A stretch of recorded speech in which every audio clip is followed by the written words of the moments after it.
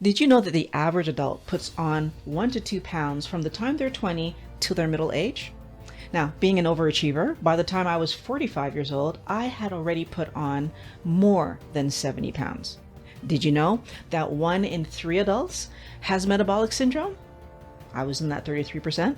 Did you know that 90% of elderly people take at least one medication, 80% take 2, and 36% take 5 or more medications?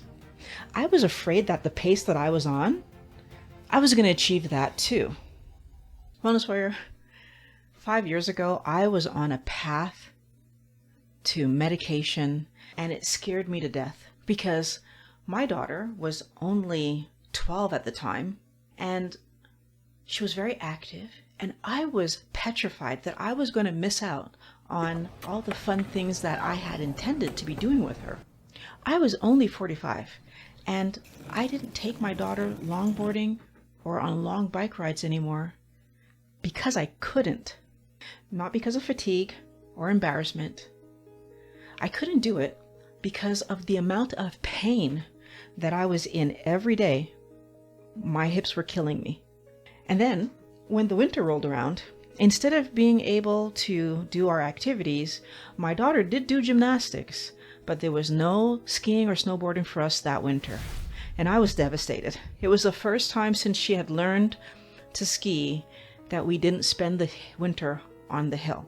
By the age of 46, I was actually starting to believe that I was developing arthritis and wondering about how close I was to diabetes. These were things that were in my family. And I had already lived now a summer and a winter without doing any sports. Just watching my daughter from afar do what she's doing and not being involved. I had these horrible thoughts about how am I going to manage my weight, right? Because we need to exercise to stay in a good place. And my life was starting to look really scary. I was also having trouble at work because for my job, I need to sit and talk to clients, and I was unable to sit for more than an hour and a half, 2 hours before my hip was hurting me so bad I needed to stand. But I can't just do that in the middle of a meeting with a client. So I was booking less appointments. I was making less money. This was actually starting to have a huge negative impact on my life. And as you can imagine, I was beginning to feel quite desperate. My mood was horrible and all over the place. I wasn't fun to be around at some points in time. And one day, still trying to work on my weight, I decided I was going to go for a really, really long walk, no matter how much it hurt, because I was like, I need to do something to get myself under control. And I went for this super long walk. And interestingly, after that really ridiculously long walk, when I got back, I felt a little better. Like my hip just seemed a little bit not as buggy. But what was really interesting to me was that I noticed that I was able to sit in my office a little bit longer than usual. And so all of a sudden, I started to realize that I could do something. So I went online and I started to look up, what does it mean if your hip is hurting you, but when you take really long walks, you feel better? And through all the research and blah, blah that I did, I ended up figuring out that I had an inflammation problem.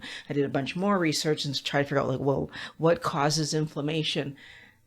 And I was actually quite shocked to learn that sugar causes inflammation. And it took me a long time to accept that piece of information. I didn't want to know. I want to know or hear that could be what was causing me the problem because it didn't make sense to me. I wasn't eating so much sugar that I thought it should have been causing this big of a problem in my life. But I did more and more research, and I learned something else that was shocking. I learned that the amount of sugar that I could manage, so the average person could manage, is actually 20 grams of carbs. But I ate a lot more than that in a day. Even just one of my suppers with rice and peas was way more than 20 grams of carbohydrates. And all of a sudden, everything that I thought I knew about keeping myself healthy got turned on its head. Now, you need to understand that by the time that I found keto, I would have emptied my bank account for the answer to my hip problem. So learning that I needed to empty my house of sugary foods that I wanted to eat wasn't hard. And I did it. I emptied the house of all the temptations to me, and I kept only the things that seemed healthy. I was petrified of the idea of adding fat to my diet. But after reading what I read, I realized I didn't actually have to add fat. I just needed to take away the sugar. That made me feel much more confident in what I was doing. So it's been 5 years since I made that dramatic change to my life. And I just stopped eating rice and potatoes. And I stopped eating junk food. I haven't had a cookie or real cake in over 5 years. I haven't had replacement keto versions of cookies and cakes in over 3 years. And I thought it would be interesting today to talk about what has actually changed for me over the course of that time. Is it worth it to the average person to do keto or low carb, carnivore? Is it worth it for your health to make this kind of an adjustment, an investment in your health? The first thing that I will say that I'm super happy about is that within 3 months, it was actually less than 3 months. I don't know exactly when it happened because I was feeling so good all around. I didn't notice it specifically until my spouse asked me the question. My hip pain went away. No longer limping, no longer struggling to sit in appointments. I'm able to cross my legs again, which I'm doing right now. It went away. And not only did my hip pain go away, I had shoulder pain and knee pains and elbow pains and all kinds of joint pains. My back was always hurting me.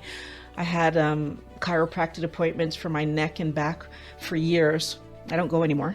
I will say that that's the biggest change that keto has given me because I've been living in pain. So knees started when I was in my early 20s. I'd say 23, 24. And then my back started to hurt me in my late 20s, 29-ish. And it just got worse and worse over time. And I always thought that it was my sports or because, you fall when you ski or, you do things, you just kind of assume. But nope, it wasn't that because today I am doing all of those activities and I don't have those pains. And that was the most amazing thing that I got. Now I got other things like I had skin issues on the palms of my hands. I had very severe, dry skin, callousy skin. It looked like calluses. It would peel off and it was horrible. And today, I do not have that. I mean, obviously, it's not pleasant to have rough hands. You touch somebody or whatever and your hands are rough. So that was something that bothered me for years. And it actually didn't clear up right away. It cleared up later when I started to have more carnivore days in my diet. And we'll talk more about that later. But one thing I did notice is that the better quality oils that I use, so I cook almost exclusively now with butter and lard. And making that change absolutely impacted how my hands have been. I notice whenever I resume using coconut oil to cook with, it comes back.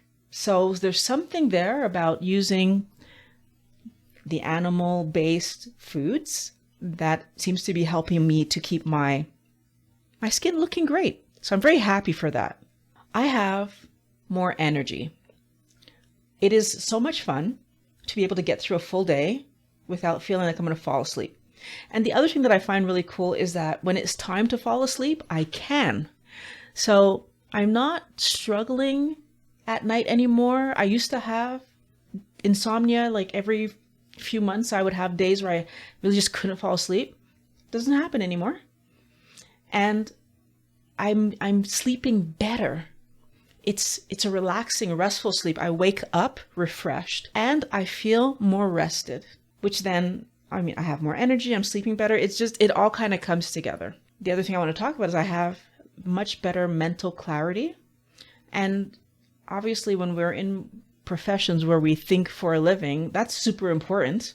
And so I notice it, right? Like I'm faster to make links to things and to see the potential questions I should be asking and the directions I need to go.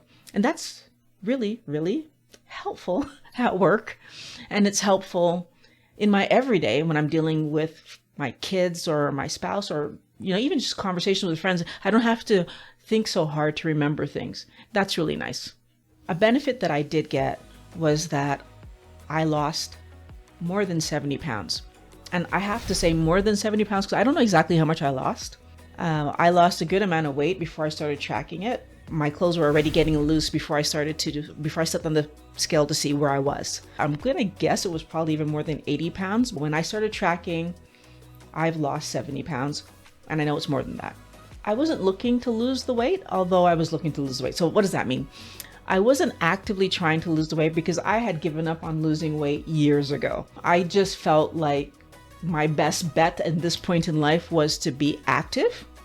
And in doing my activities, I would keep myself at whatever weight I was at the time. And I thought that was going to be the way that I was going to look for the rest of my life.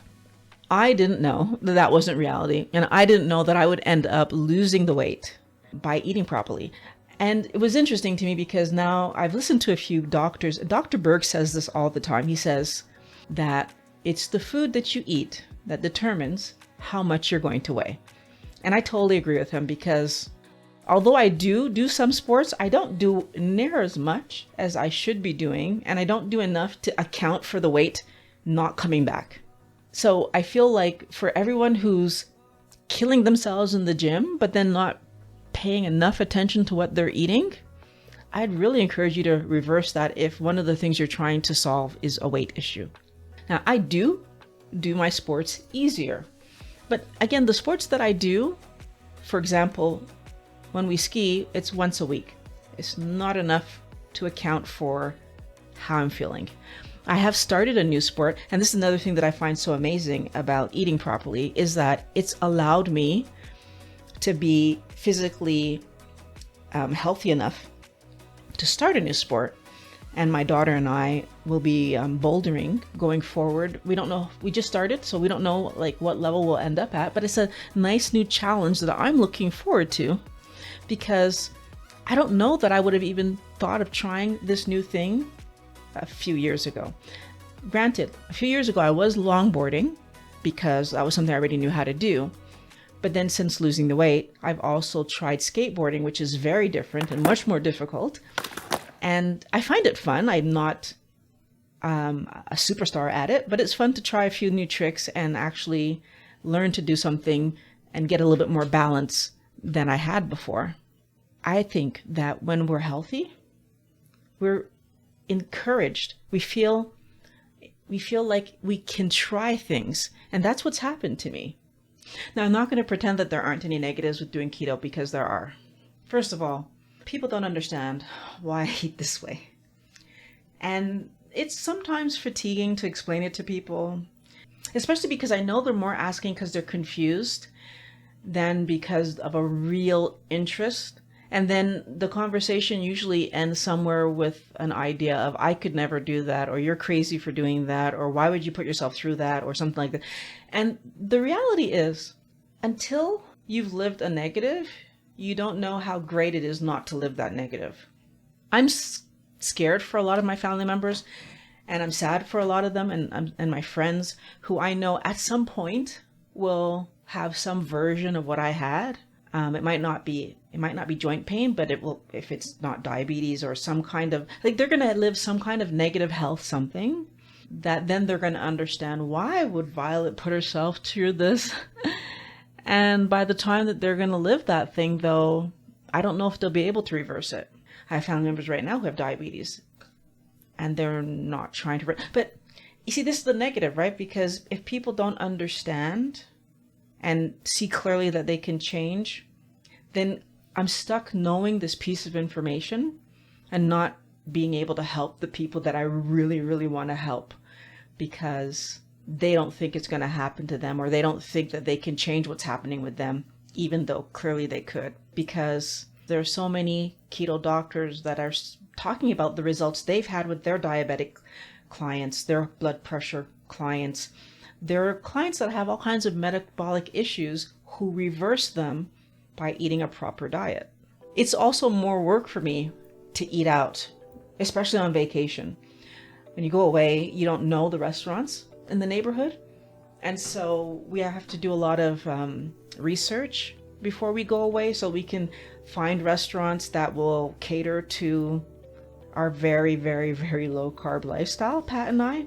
And the other thing that I find really, really frustrating that's still happening to me is that I still get cramps in my legs and my feet occasionally. It's not as bad as it was before, but I'm really not good at taking supplements. And so what happens is that if I happen to not balance my foods, so my meats correctly, or my eggs, and if I don't balance everything correctly, I will fall into having cramps again. And then I will need to take some magnesium or some extra salt or whatever is happening with me, depending on what I'm missing, to even everything out. But it's frustrating. And I wish I were better at managing to eat eggs and manage my meats appropriately all the time. So it's something I'm still working on. But it's a little bit of a negative that I will say, that when you're not constantly fighting sugar, then you do get to notice the other things that have a huge impact on your health. And it's not a bad thing, because I think we don't even realize that most of us walk around, for example, magnesium deficient. Most of us are vitamin D3 deficient. I was both, and I didn't realize. And I think we don't realize it. And so therefore we're not even trying to fix it, because the sugar issue is just so much bigger and so much more noticeable, and it's causing so much havoc. It's all that we end up paying attention to. And we don't even know we're paying attention to it. We're paying attention to the outcome, the pain, the discomfort, the frustration. We're not actually paying attention to the fact that all of that's happening because we're eating too much sugar. So there were some keto surprises that I want to talk about. First of all, doing keto helped me to learn that I actually had a problem with nightshades. And I didn't know that those vegetables were hurting my health until I took the sugar out, and then realized that I was then reacting to tomatoes, potatoes, eggplant, like all the nightshade vegetables were having a huge impact on how I was feeling. And when I took those out, well, now I feel so much better. I think that many of us might have allergies that we don't even know are there, again, because sugar is so prominent that we're not seeing the impact of these other things that we're eating. Another surprise that I had was that things that I didn't like the taste of, or things that I couldn't taste, all of a sudden I was able to taste. So I'll give the example of avocados. I hated avocados, and now they're my favorite thing to eat. And I think I hated them because I didn't taste much when I used to eat them, but now they're so flavorful and delicious to me. I love it. And the other thing that I will say is that I taste the sweet in things that I wasn't able to taste before. So an example would be, I taste the sweet in cashews. Part of the reason I can't eat them anymore is because they taste so sweet to me that when I taste them, I end up chasing. Another surprise of doing keto is how much less attached I've become to vegetables. When I first started, a lot of my energy was put into trying to find the vegetables I put on my plate beside my meats. But the more that I've lived this keto lifestyle and realized that the vegetables on my plate were for entertainment and not necessarily what's helping my health, I've actually been living many more carnivore days than keto days. Now, of course, I still say I'm keto because I do eat vegetables and I have no problem eating vegetables. But on a very regular basis, I would say 5 out of 7 days in the week, I have just meat in my meals, and I do 1 meal a day. That has afforded me that ability that I told you earlier, where I started to realize that my skin was clearing up, and like the more that I kept myself animal based, the better my skin was looking.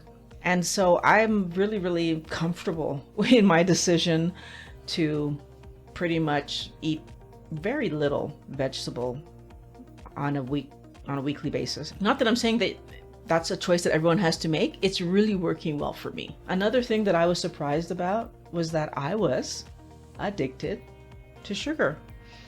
That one threw me for a loop. When I figured out that I was addicted to sugar, and I figured it out early in the process, when I was starting my keto journey and I tried to take sugar out of my diet, I lived withdrawal.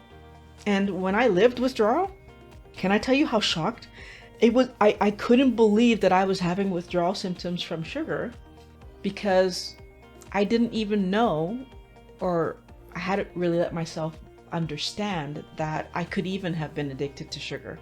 That sugar addiction was the thing that caused the most harm to my health, because that sugar addiction was what was causing all that inflammation that from the time that I was 20 something, I was feeling it.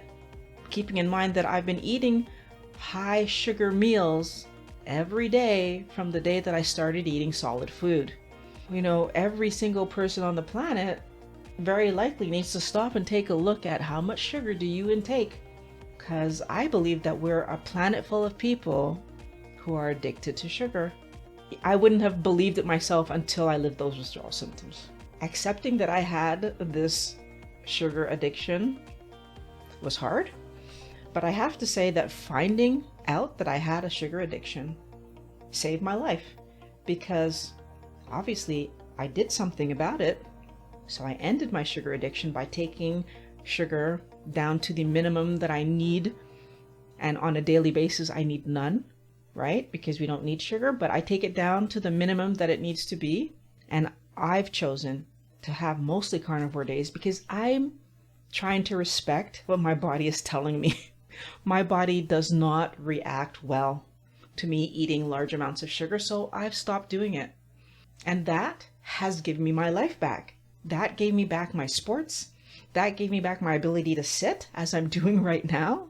That has given me back my ability to play with my daughter and do fun things like go bowling with her, which we're going to do again tomorrow. And I feel amazing. And I want everyone around me to feel, well, this way, I want you to feel amazing. So I'm making this video because 5 years later, I'm not sad that I did keto diet. 5 years later, I haven't given up on the keto diet. 5 years later, I feel great doing a keto diet. Why? Because I'm doing the keto diet. I'm not half doing it, pretend doing it. I'm not eating replacement foods that are too high in chemicals and processed stuff that not helping my body. I eat whole foods and I feel amazing. And you can do the same. The first step to getting your health back is getting your sugar addiction under control. And to do that, I have a video that's on the screen right here that's going to help you to stop overeating sugar. So click on the link and I'm going to meet you over there.